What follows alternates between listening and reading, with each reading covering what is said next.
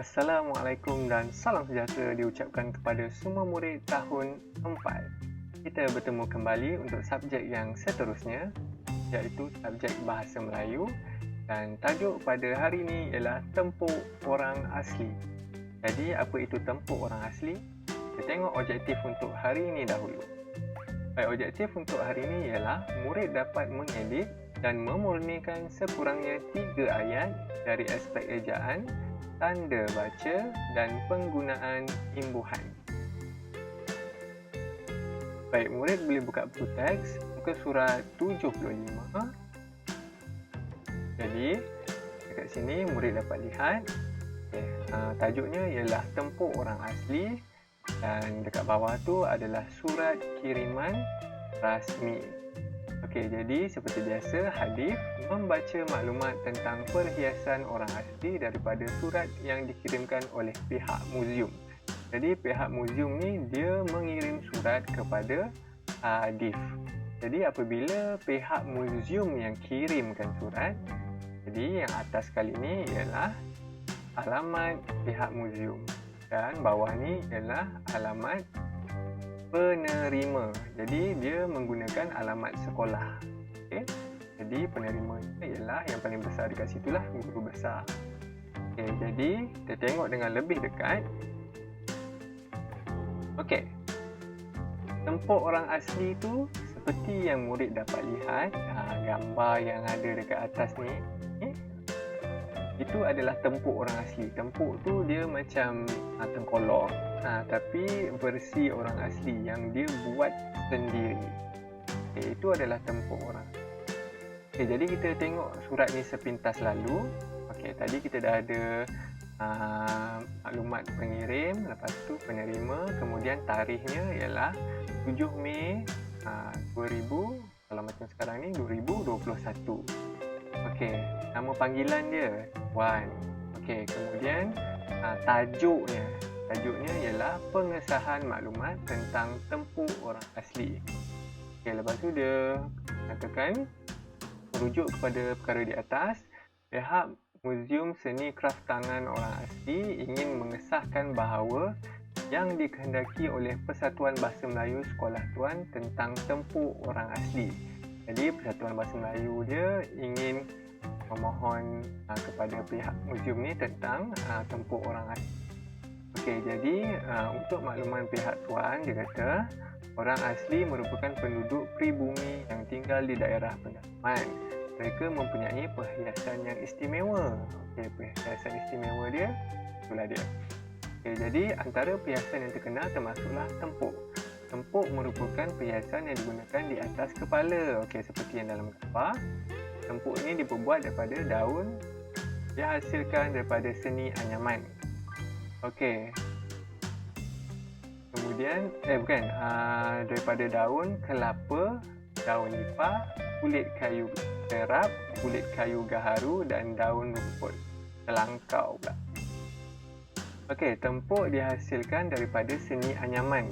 Anyaman tu maksudnya dia selit-selitkan, dia macam anyaman ikar tu, macam itulah dia buat. Okey, kemudian orang asli pandai menganyam pelbagai bentuk tempuk mengikut suku tertentu. Okey, kalau kamu tengok tempuk macam ni, ini adalah suku mana. Kalau tempuk dia lain sikit dia punya corak dia ataupun dia punya bentuk dia, tu suku orang lain. Jadi senang dia nak tahu suku dia, tengok dia punya tempuk je. Kemudian mereka dapat menghasilkan tempuk dalam tempoh masa 10 minit sahaja. Sekejap je kan. Nampak macam susah, nampak macam ni kalau kita buat ni mahu 2 jam kan. Tapi dia buat dalam masa 10 minit sahaja. Sekejap je kan. Okey, kemudian kita tengok nombor 4. Diharapkan maklumat ini dapat memberikan pengetahuan kepada Persatuan Bahasa Melayu Sekolah Tuan. Semoga maklumat ini dapat menyemaikan perasaan cinta akan budaya negara kita. Okey, sekian, terima kasih. Saya yang menjalankan tugas. Ini adalah setiausaha muzium lah, ataupun ketua dia. Jadi yang ni adalah ketua Muzium Seni Kraf Tangan Orang Asli. Nama dia Asmawi bin Muhammad Yunos. Okey. Jadi bila surat kiriman rasmi dia punya tanda tangan adalah sebelah kiri, sebaris dengan maklumat pengirim dan penerima. Okey, jadi apa tugasan murid untuk kali ini sebenarnya? Okey, tugasan murid kali ini, macam yang murid telah tengok tadi, kita telah baca, mungkin murid perasan ada perkataan yang berwarna merah dan ada kotak yang berwarna putih.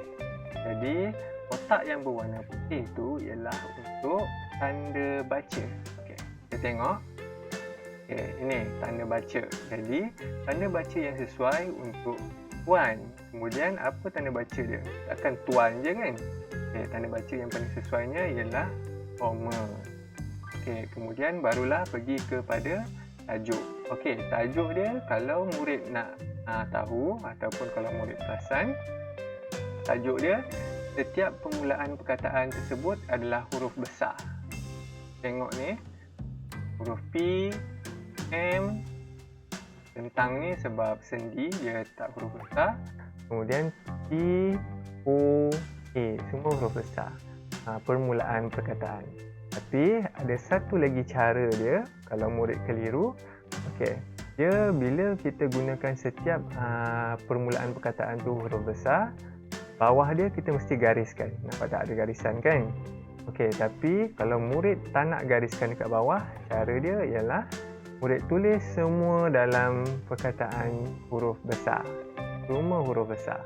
Jadi tak perlu garis bawah. Huruf besar je pun boleh.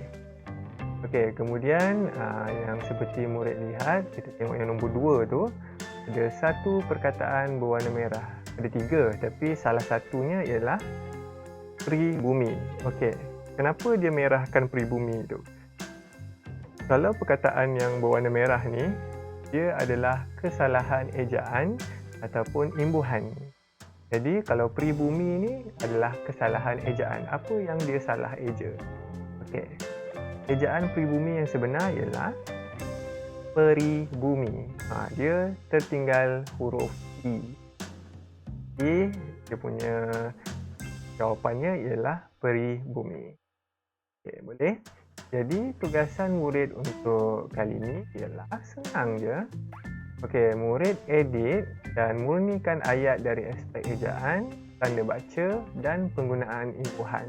Jadi, berdasarkan teknis tadi, murid buat seperti biasa. Murid tuliskan tajuk dekat atas dan murid tuliskan alamat pengirim. Lepas tu langkau satu baris, gariskan. Langkau satu baris, kemudian tulis alamat penerima ni sama macam ni, tak payah ubah. Dan tarikh ni sebaris dengan negeri. Okey. Kemudian langkau satu baris, buat tuan, lepas tu kotakkan macam ni. Supaya cikgu tahu yang mana satu yang murid buat pembetulan dia. Okey, kemudian komakan dekat situ sebagai jawapan. Langkau satu baris, buatlah tajuk dia macam ni. Buat macam ni je, sama macam ni. Semua huruf besar dekat depan, kemudian gariskan. Okey, kemudian langkau satu baris. Okey, tulis merujuk kepada perkara di atas sampailah sini. Kemudian seterusnya sampailah dekat bawah ni. Sebiji sama macam ni, cuma murid betulkan perkataan yang salah ataupun letak tanda baca dan gariskan. Contohnya pribumi ni, tulis perkataan pribumi yang betul, ejaan yang betul yang ni, kemudian gariskan. Supaya cikgu boleh tahu yang mana satu yang murid dah edit. Okey, itu sahaja untuk kali ini. Selamat menjawab. Bye-bye.